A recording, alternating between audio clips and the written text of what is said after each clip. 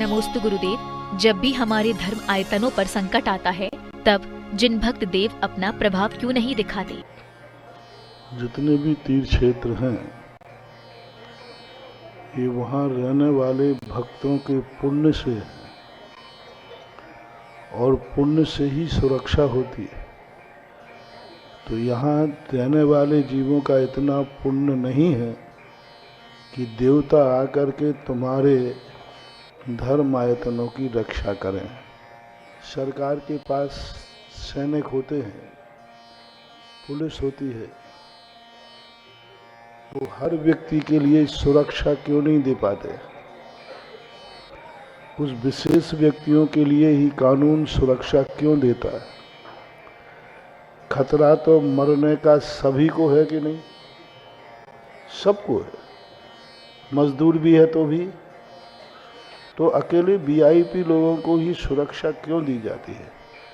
राष्ट्रपति है, प्रधानमंत्री है, जो भी होते हैं, सामान्य व्यक्ति की कोई सुरक्षा नहीं। वो भी जीव है, उसके पास कोई सुरक्षा करने की कोई सोच भी नहीं रहा, विचार भी नहीं कर रहा है कि भाई इसकी जिंदगी में भी खतरा आ सकता है। क्यों? मूल कारण है वो देव हो जाता है और अधर्म के प्रताप से देव भी श्वान हो जाता है। नमोस्तु गुरुदेव। बंद के समय आत्मा के प्रदेशों एवं कर्म परमाणुओं का किस प्रकार संबंध होता है? संश्लेष संबंध होता है। संश्लेष संबंध वो कहलाता है दो भिन्न वस्तुएं इस तरीके से मिल जाएं कि उन्हें हमें पृथक देखने में ना आए। जैसे दूध और पानी मिल जाते हैं, दूध और पानी एक दूसरे में ऐसे घुल जाते हैं, दोनों भिन्न होकर के भी एक में खो जाते हैं। तो कर्म और आत्मा के प्रदेश दोनों दूध और पानी के समान ऐसे एक में खो जाते हैं कि हमें अलग नजर नहीं जाते कि कर्म क्या है और आत्मा क्या है। अन्योन्य प्रवेश है अनुभव, एक दूसरे में प्रवेश कर जाते हैं। प्रवेश का अर्थ है एक क्षेत्र में स्थान में नहीं, एक क्षेत्र होने पर भी उस रूप उसके अनुसार चलने लग जाते हैं। दूध अपना स्वभाव पानी में मिलने के बाद छोड़ देता है। दूध मिला पानी और पानी बिना दूध बिना पानी के दूध में नेचर में अंतर आएगा कि नहीं? पानी और दूध ज़्यादा मिलाएंगे तो उसकी ठंडकता बढ़ेगी, पानी का स्वभाव ज़्यादा हो जाएगा, दूध का स्वभाव कम हो जाएगा। और पानी निकालेंगे तो दूध वही दूध है, कुछ नया कुछ भी नहीं डाला, उसकी ताकत बढ़ती है। दूध में से जैसे जैसे पानी निकालते जाओगे उसी दूध की ताकत बढ़ती जाएगी, वो रबड़ी बनेगी, मावा बनेगा। और जैसे जैसे पानी डालते जाओगे वैसे वैसे उसी दूध की ताकत कम हो जाएगी। ऐसा ही कर्म और आत्मा दोनों, जब कर्म के साथ आत्मा जाती है तो आत्मा की शक्ति दूध के समान घटती जाती। जितना कर्म आएगा आत्मा की शक्ति कम होती जाएगी, उसका स्वभाव भी उसी रूप होता जाएगा। और जैसे जैसे कर्म कम होते जाएंगे तो दूध के गाढ़ा होने से जैसे दूध की शक्ति बढ़ती है, ऐसे हमारे आत्मा की शक्ति बढ़ती है। और आत्मा को दोनों का संबंध हमारे लिए घातक ही होता है। मतलब वो हमें कुछ वो ताकत नहीं देगा जो ताकत मिलना चाहिए। इसे संश्लेष संबंध मान लेना चाहिए। नमोस्तु गुरुदेव। हमारी तप साधना कैसी होनी चाहिए कि हम भी अपने लक्ष्य को प्राप्त कर सकें? शास्त्र को भली नहीं जानते हो, लेकिन शास्त्र में जो लिखा है वो जानने योग्य है कि नहीं? तुम भली मत जानो, लेकिन जो शास्त्र में लिखा है वो जानने योग्य है कि नहीं, कि व्यर्थ है? जानने योग्य है। जो लिखा है वह सही लिखा है, जो लिखा है समझने योग्य है। लेकिन मुझे समझ में नहीं आ रहा है, लेकिन समझने योग्य है। यदि ऐसा परिणाम आपका होता है तो आप बिना शास्त्र पढ़े भी शास्त्र को आपने स्वीकार कर लिया। नमोस्तु गुरुदेव। जीवन के खेल को कैसे जीता जाए? जब खेल ही है तो खेल खेल में जीता जाए। अमृतचंद सूरी महाराज ने कहा, इन कर्मों के लिए हेलिया, हेलिया शब्द यानी कीड़ नाम है। बातों बातों में यूं कर्मों को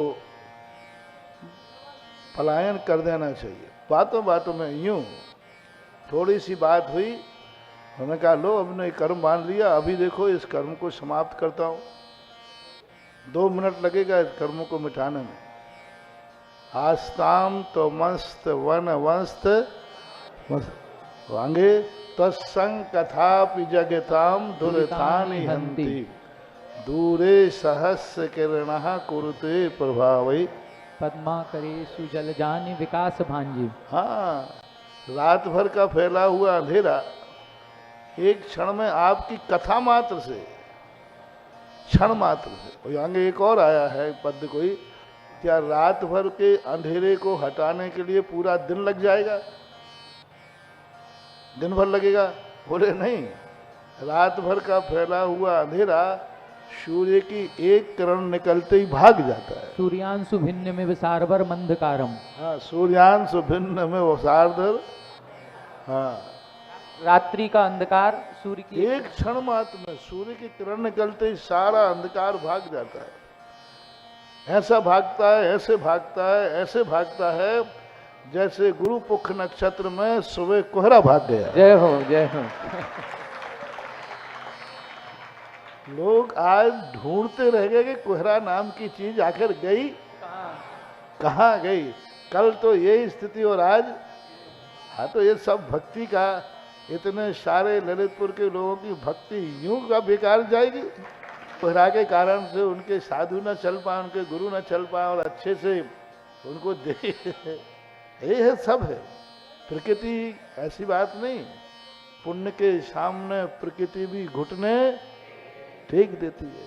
पुण्य के यदि अपना पुण्य की प्रबलता है, सच्ची आस्था है, तो प्रकृति को भी घुटने टेकना पड़ेंगे। इसलिए मैंने आज कह दिया कि आगे आने वाला जो 11 रथोत्सव है, यह नियम से ऐसा ही उज्जवल और निर्मल होगा जैसे आज प्रातःकाल हो। जय हो, जय हो। हर शक्तियों को अपने आप में सोचना ही पड़ेगा। इसलिए तो पुण्य की श्री वृद्धि की जाती है। महान पुण्य के बिना कोई भी दुनिया की शक्ति को हम पलायन नहीं कर सकते।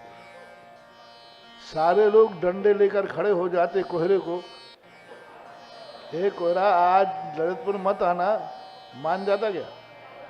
नहीं मानता। लेकिन एक पुण्य की एक किरण निकली, पुण्य ऐसा हुआ, सब अनुकूलताएं बन जाती हैं। ऐसा कर देना। नमोस्तु गुरुदेव। महाराज जी, ऐसा कोई मार्ग बताइए कि हमारे जीवन में पुण्य का संचय होता रहे। इतनी बातें तुमने कही, ये सब संभावना है और मैं कोई क्लीन चिट दे नहीं सकता, है भी नहीं। बस एक ही है, हर क्रिया करते समय जागरूक रहना पड़ेगा। मैं कौन हूं, मैं कहां हूं, मैं क्या कर रहा हूं,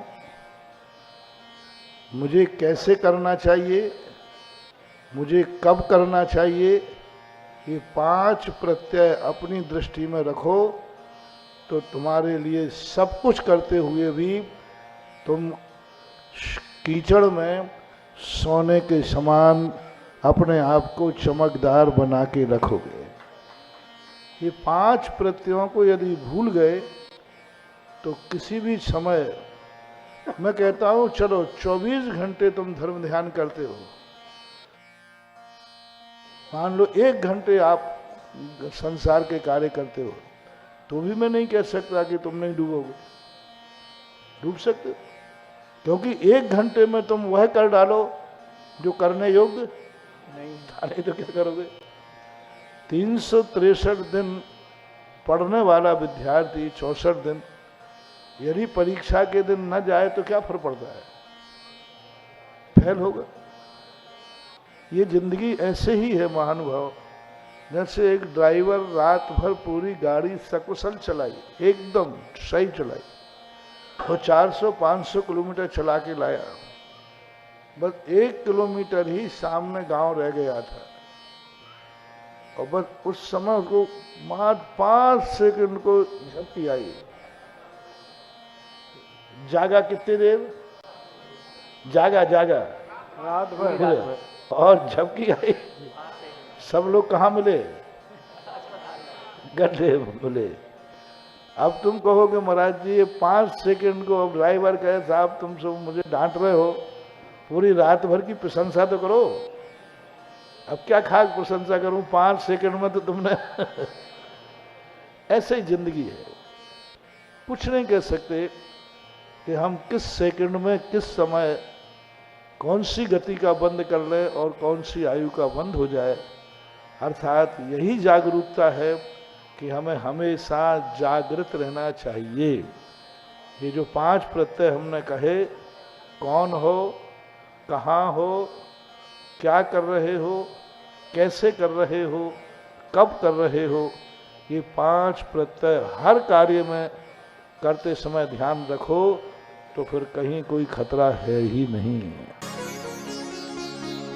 नमोस्तु गुरुदेव, आपने कहा था कि तीर्थंकरों का आहार हमेशा पुण्यशाली राजाओं के यहाँ ही होता है, किसी गरीब पुण्यहीन के यहाँ नहीं। परंतु शास्त्रों में एक उल्लेख ऐसा मिलता है कि एक महान रिद्धिधारी मुनिराज का आहार एक पुण्यहीन गरीब बालक के यहाँ हुआ। कृपया समाधान करें। होता है ऐसे भी उल्लेख, ये अपवाद है। हम तीर्थंकर की बात कर रहे हैं, तीर्थंकरों की ऐसी स्थितियां नहीं बनी। सामान्य मुनियों के साथ कोई आसन्न भव्य होता है। देखो वो जीव कितना भव्य था, कभी कभी कीचड़ में भी सोने का बिस्कुट मिल जाता है,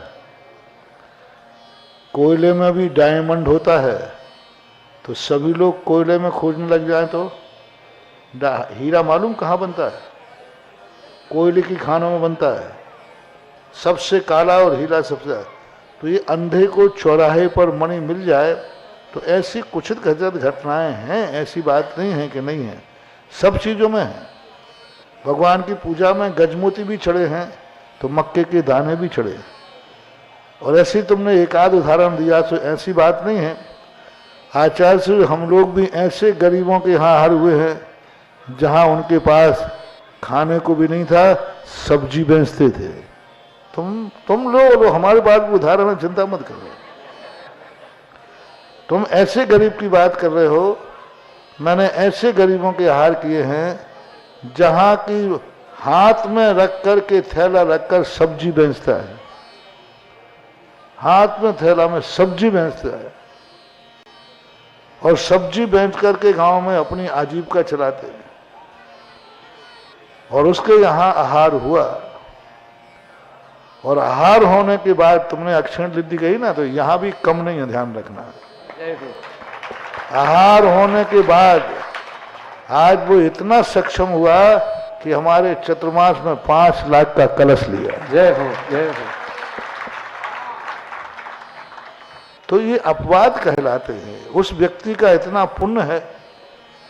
ऐसे यहाँ आहार हुए एक बार कि मैं आहार कर रहा हूँ, आषाढ़ का महीना था, गांव में थे, वो खप्पड़ के होते ना, इतने जोर से पानी और बरसात, मैं हार करते जाऊं, ऊपर दे दे भगवान गिर नहीं जाए नीचे, हिल रहा है पूरा।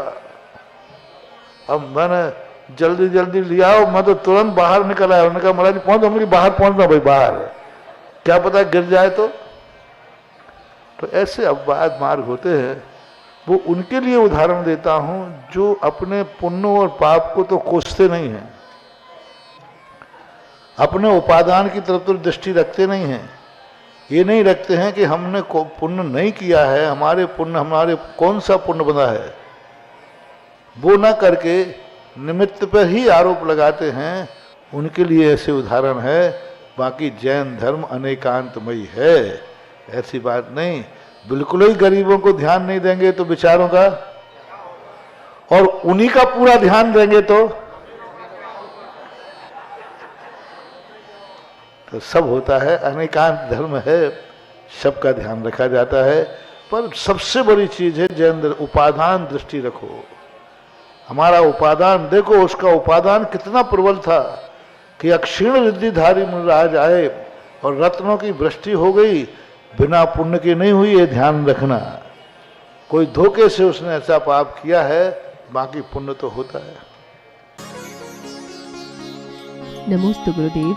जब महिलाएं शुद्ध वस्त्र पहनकर साधु परमेष्टि को आहार दे सकती हैं, तो गर्भगृह में जाकर परिक्रमा क्यों नहीं लगा सकती? देखो, मर्यादाएं हैं, आहार की प्रक्रिया अलग है, भगवान की प्रक्रिया अलग है। महाराज को आप गृह पुरुष वर्ग लोग अशुद्ध कमरों में भी छू लेते हैं कि नहीं पैर, तो भगवान को भी छू ले। आहार की प्रक्रिया अलग है, कहीं का ऊंट कहीं का रोरा, मानवती ने कुनवा जोड़ा। आप देखिए, भगवान को क्यों नहीं छू सकते? आप पैंट शर्ट में मुझे छू लेते हैं कि नहीं, तो फिर भगवान भी कुछ छू लेना चाहिए। आहार की प्रक्रिया भिन्न है, गर्भालय की एक मर्यादा होती है, क्योंकि कोई भी थोड़ी भी विपरीत स्थिति बन गई तो आप लोगों का कबाड़ा है। मंदिर का तो होगा, तुम्हारे द्वारा कितनी बड़ी होगी स्थिति बिगड़ गई। महाराज को आहार देना अलग चीज है और जिनेन्द्र देव का मंदिर अलग चीज है, उनके प्रति अलग परंपराएं हैं। तुम्हारे इसके लिए आहार की प्रक्रियाओं में अलग परंपरा है, दोनों में बहुत अंतर है। वो 18 दोषों से रहित देवादिदेव जिनेन्द्र देव हैं, बहुत सारे। और विकृतियां कितनी हैं, आप खुद अपनी पर्याय के संबंध में सोचो ना। अब मैं ज्यादा कहूंगा तो मामला गड़बड़ हो जाएगा। कितने दिन में सिद्ध होती हो महिलाएं? है तो जब तक प्रतिदिन सिद्ध से नहीं धोती, उनको गर्भालय में जाने का क्या अधिकार है?